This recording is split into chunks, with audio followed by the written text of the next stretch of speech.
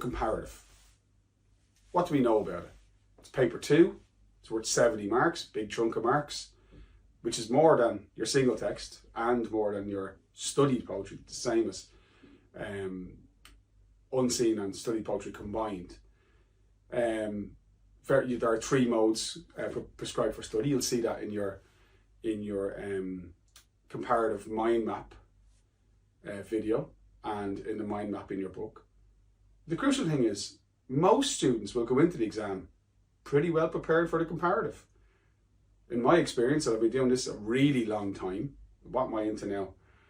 1, 2, 3, my 4th decade now. That sounds longer than it is. I started in the 90s, at the end of the 90s, and it's the middle of the 2020s now. So 90s, 2000s, 2010s, yeah, it's my 4th decade doing this stuff. The vast majority of students go into the exam, prepared. They know what their modes are. Most of you will go into the exam with a good, strong understanding of whatever, cultural context, your particular theme that you've prepared, or general vision and viewpoint, hopefully a combination of those two. And most of you will have hard-working teachers who do a good job going through the text and saying, look, that's relevant to cultural context. There's a key moment. Prepare that for general vision and viewpoint. Keep your file. And if you tick along, you do your steady work, you'll be grand in terms of the material that you need to know. I have particular opinions on the modes that have the tricky questions. We'll talk about that later on. And what I want to really think about now is how you use the information. Because of course there's one thing, the analogy I always use, when you're watching all those King Lear videos or studying all those poets or preparing your comparative texts, it's like somebody who owns a restaurant going out and buying loads of ingredients and having the shelves stacked and the fridge full of ingredients. Nobody has ever won an award for having stacked shelves. There's an expectation that if you're going to, open a restaurant, you're going to have the required equipment and the required supplies. In the same way, nobody's ever scored a top grade in English just by knowing the material. There's an expectation that you'll know your material. The restaurant is going to be given its awards and its plaudits for how well it delivers a product, for how well the chef in the kitchen can look at an order, understand what they're being asked for, select the correct ingredients from the shelves, leave on the shelf what they don't need, and then produce something that is tasty and memorable. That's what the Leaving Cert is, paper 2 especially. It's a test of your ability to select the right material and to blend it together to produce something interesting and relevant. And of course, that's where the vast majority of students fall down. They don't have those essay writing skills. I bet as I'm talking to you now, you're thinking to yourself, that's me. I know my stuff, but I don't know how to use it. So this short video is designed to, I suppose, get the conversation started, get the wheels turning about a strategy for writing comparative essays. Before I go through this document, and it's not going to take a long time, remember, there are a number of strategies over the years. Again, I'm very lucky. I've always taught, grind classes, and, sometimes I could have, hundreds of students per week in grind classes, and you'd chat to them. And different teachers have different approaches, and most of the approaches I've come across are valid. So what I'm saying to you here is not, this is the answer. I'm saying this is a valid approach. And when we look at the sample answers that, if you look at the drop-down box, the video content, you'll see I've made a few sample answer videos already, but there'll be loads more during the live classes. I think that's where it's most effective. And then as you tell me what text you're studying, I'll write more in an improvised way as the year goes on. But every time I write a comparative answer, this is the process I'll be following. And that's why I think it's worth making this video. Let's go through it pretty quickly. So the fundamentals of a strong response are what we're looking for here, okay? The fundamentals, I have to get used to working this pen. Yeah, there we go.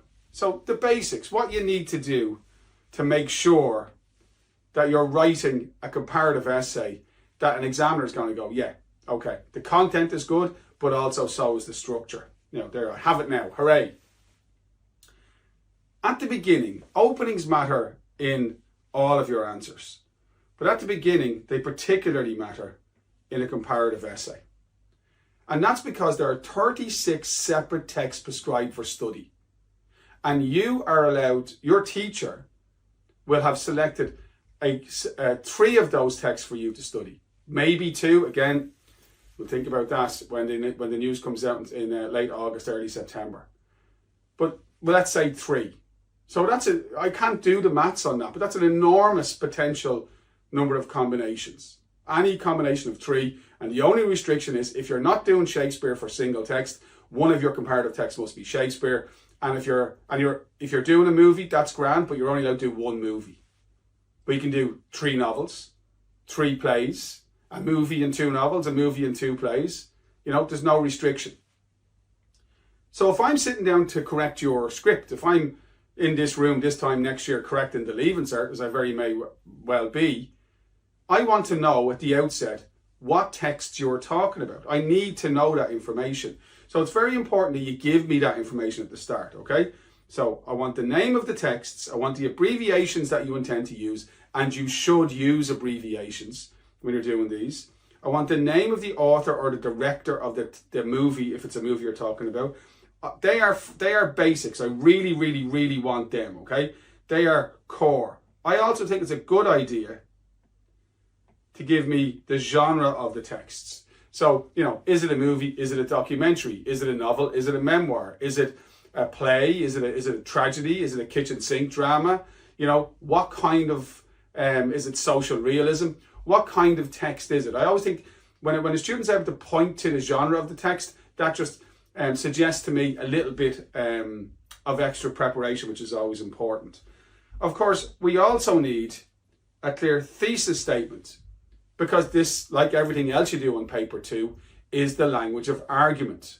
And if it's the language of argument, that means that there's going to be a statement in the question, and it'll ask you to discuss the statement, or it'll ask you to what extent you agree or disagree with the statement. And you have to make that very clear at the outset. This is an exercise in what we call inductive reasoning. Think about it like a barrister in court who's standing up and saying the defendant is guilty. That is made clear to the jury at the outset, and then all of the evidence that's provided is provided to prove the veracity, the accuracy, the truth of that statement. So that's a paper 2 essay. You make your thesis, your stance on the question clear at the outset, and then every piece of evidence that you provide subsequently is provided to prove the veracity of that statement. So that's really, really important. You'll see in my samples that I present the information on the texts in a list form. Over the years, I got a bit bored reading, in preparation for this exam, I have studied 3 texts. These texts are. And then, I don't know when it was, maybe about 7 or 8 years ago, there was a colleague of mine working in a different school, and he was a brilliant guy, Tom, and I was teaching some of his students, he was teaching some of mine, because I taught them Shakespeare and I taught them paper 1, and they had him for comparative, and they were telling me that he had told them, just give a list at the top of the page, text 1, text 2, text 3. It's a really efficient way of delivering the information. I had a chat to him about it, absolutely valid way of approaching it, perfectly allowed in terms of the exam. Loved the idea. He was a brilliant guy. I used to listen to him about so many things, and ever since then I've always said, use the list format if you like, or put it into the paragraph. Just make sure it's not too formulaic when you're putting it into the paragraph. Okay, so openings matter. You'll see that as we look at our sample answers. Now, here's a question on cultural context, just to show you an example of how an opening can be awful and how an opening can be pretty good.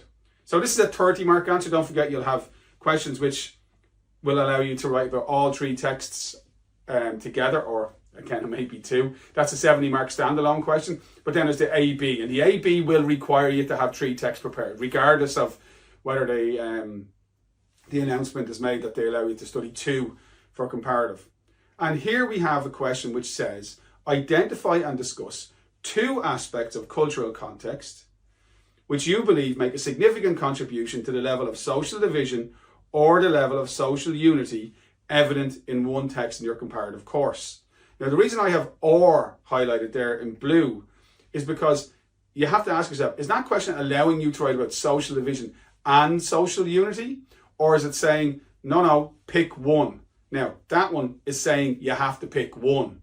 So there you would talk about two aspects. You can't write about three. So two aspects of of the cultural context that would lead to either division or unity. So a nice question, not too hard. We're not going to study that. We're not going to go through that question now. What we are going to do is have a quick look at two different openings. So here's an opening, which is an example of bad practice. I like that. Face palm. And this is the kind of stuff that the student who just hasn't done the work, the student who just hasn't done the practice, the student who doesn't reread their work, the student who has never once reread their work out loud, or indeed recorded themselves rereading their work out loud and listened back to see if what they're saying is clear and controlled and makes sense. This is an example of how to make a very bad impression on the examiner. When I was thinking about this question in preparation for writing this response, I had to consider which text to choose, and upon truly deep reflection, I decided to pick the amazing film The Shawshank Redemption, which was directed by the supremely talented director Frank Darabont. Now, there's so many things wrong with that, I find it difficult to actually explain it to you. But at the very top, let's talk, right? So the director of The Shawshank Redemption is Frank Darabont. Starts with a T. So the student has got the name of the name of the director incorrect, which is like annoying. Okay, basic preparation. Then you have this insincere hyperbole, truly deep reflection. The word truly, I don't think it's ever added as an adjective. I don't think it's ever added anything to a sentence. It's a sign of a student who's desperately putting ink on paper to fill up space. Be more measured with your expression. The amazing film, Shawshank Redemption. It's not required. The question doesn't ask you about it being amazing. It feels as if you're spoofing. But the big problem, I hope that you notice with that paragraph, is that paragraph, let's just do a quick recce. And you can do this if you're wondering how many words you've written. Count the many, just do the maths of it. Count the many words you've written across one line, and then the many lines down. That'll give you a close average. 1, 2, 3, 4, 5, 6. 1, 2, 3, 4, 5, 6, 7, 8.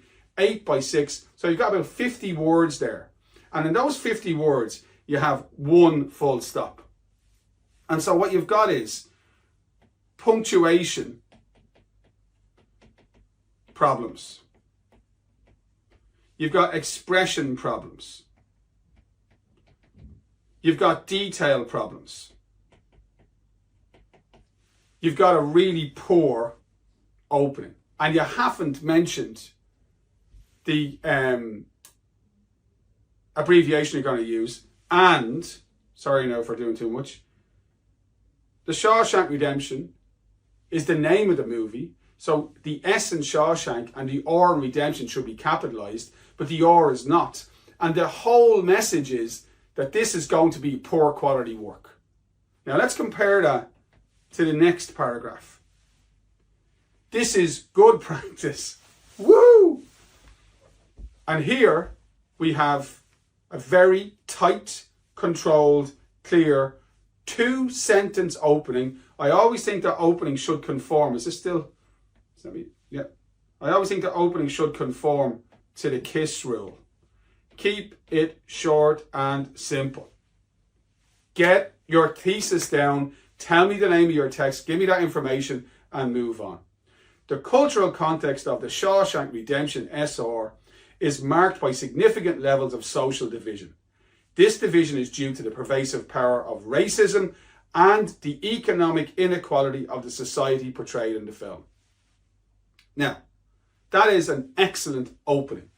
If you have your text prepared and there is racism in it, and again, it doesn't matter whether it's Shawshank or, there's a load of purple hibiscus or trying to think of other examples where the crawdads sing. There's loads of examples. You could just say bigotry. Maybe there's not racism in your text, it's bigotry. But what that paragraph does is, that opening does, it names my text, okay?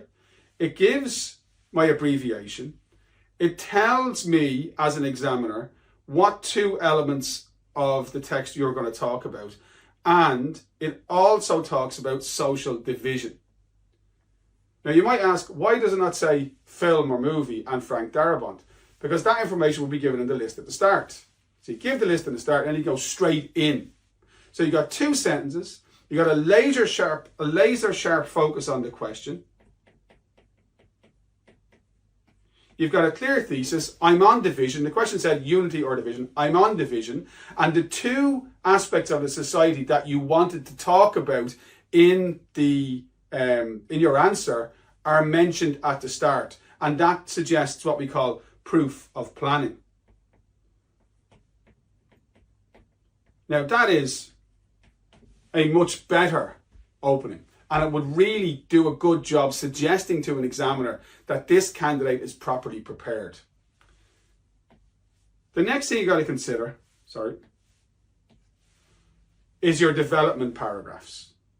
Now what you're going to have in your development paragraphs are evidence of things that are similar, like our three Spider-Men there, but things that are also different.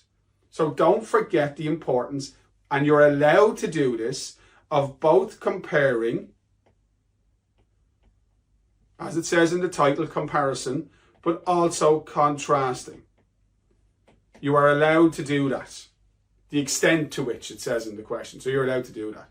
And this is my kind of structure for writing these paragraphs. I always follow the RIC rules. Now, hopefully you know what that means. A relevant topic sentence. Information from the text in support of my point. Writing as clearly as I possibly can, rereading and checking for basic errors in phrasing, punctuation, syntax, spelling. And I try to contextualize my points. The whole essay is rarely going to make more than 3 to 4 points because it usually takes me around 300, 350 words to develop a point. So if I do that 3 times, that's 950 words, isn't it? It's more than that. It's 1,050 words plus an opening and a closing. If it takes me 300 words to develop a point and I write 4 points, that's 1,200 words. That's a good length essay. In fact, it's probably on the a bit long side. So 3 to 4 points is all that needs to be developed if you do it properly. My advice, sometimes students write these paragraphs or these comparative paragraphs and they're very long. You probably have had that experience that your comparative paragraphs could be like more than a page of A4. Don't be afraid of splitting them into subsections. So think about it, you're just like a newspaper article. A long time ago, newspaper editors realized that the longer the paragraphs, the less likely the piece was going to be read, because it's intimidating to look at a very long paragraph. So if you look at a newspaper article today, a point could be developed across 3 or 4 short paragraphs. And I don't think there's any problem whatsoever.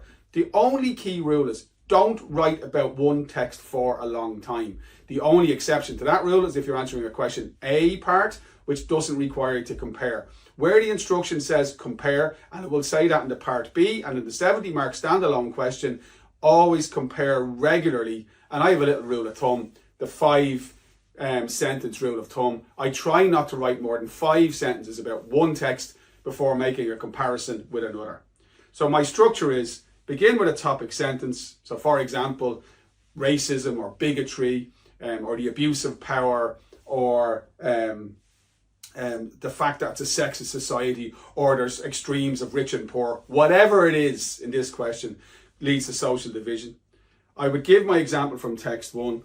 I would then use one of my comparative link phrases, and you'll see them in your comparative essay writing mind map, to go into text 2, 3 or 4 or 5 sentences, then a little reference to the question, bringing it back to the question, and then in my sub paragraph, my part B, if I'm using a third text, if I am writing about a third text, that goes into the sub paragraph for me, and then the most important thing is the contextualization. So that's the little 3 or 4 sentences where you really don't just say that this element of the society leads to division or unity, but explain in what way it does and how it does. And that's the gold dust that I'm looking for. You can get yourself a H3 by being really prepared and really organized and really disciplined with the way you write. But if you're pushing for those H2s or even a H1, it's very difficult to get a H1. But if you're pushing into those top grades, the degree to which you're able to explain in a clear and logical and rational way why the point and the evidence that you've provided are relevant to the question, that's the gold dust. That's the glass ceiling that most students hit and can't get by. that's something that you have to work on. So when I'm writing my comparative paragraphs, if I'm developing 3 points, I'm generally writing 6 paragraphs. That's generally how it works. Sorry. That's that word contextualization. It's so important. It cannot be overestimated. You need to explain your points in a clear and logical fashion. Don't over-labor it. Sometimes students they write too much in context and it feels as if they're waffling. Be very clear in your mind why this point and that evidence is relevant to the question. Don't worry about being absolutely excellent. Most students don't do it at all. So if you do it somewhat, you're gonna impress an examiner. It's a nugget. It's a shining nugget in a muddy riverbed. You don't see it often. When you do see it, you scoop it up and you reward that student. That's a fact. Remember, evidence is so important. This is the language of argument. So if you haven't got your key moments ready, and as I said, most students do, then you can't make your points. Be very specific when you're making your references. I always build my paragraphs around quotation. I want to make this clear. An answer, you can score, and there's no written requirement that you support points in comparative with quotation in the way there is in poetry and in single text. However, an answer in which quotation is used to substantiate points will always, now again, all other things being equal, the quality of the language, the quality of the points, the relevance of the question, the structure, but an answer which has some quotation in it will outscore an answer that doesn't have any. So try to learn some quotes. I always build my key moments around key quotes. I think that's an easy approach. Again, we'll talk about that further as the year goes on and we go into the live classes. The basics at the end, never forget. If you learn essays that your teacher has given you, or even sample answers that I've given you, you're making a mistake, because the wording of the question that learned essay is responding to won't be the same as the wording of the question on the paper. And what you're doing is you're limiting your ability to improvise. By all means, be prepared. Have key phrases ready. Have your key moments ready. But always be able to improvise. So yeah, have preparation done, but don't regurgitate. That's mindless. That's a waste of time. It doesn't work. Make sure you have your evidence. I always like to think that you'd have the evidence taken from your own texts, as in you've done the work yourself, but that's not always the case, and it's become less important, I suppose, since in the old days, the examiner would be marking all of the students in your class. That's not the case anymore. All of your students in your class are marked by different examiners, so that worry about you all kind of writing the same evidence, it's less important. Make sure your work is structured and coherent. We know that. Reread after each paragraph. This is an English exam. It is about your use of language. It is about your control of the basics, the fundamentals of punctuation, spelling, syntax. Make sure you don't make loads of mistakes, and write a very brief conclusion that reiterates your thesis. Make your conclusion mirror your opening. Don't overthink it. And that's a strategy for writing a successful comparative answer.